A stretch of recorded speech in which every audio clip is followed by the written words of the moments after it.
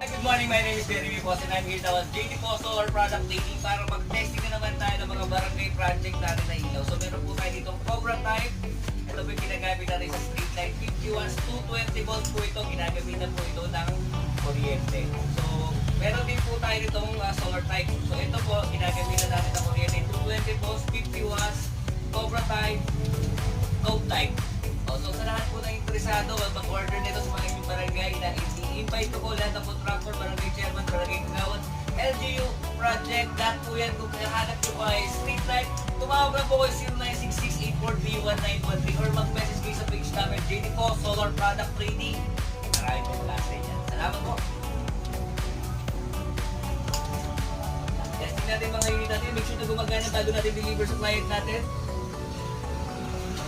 Ready for pick up na po ito. Salamat po.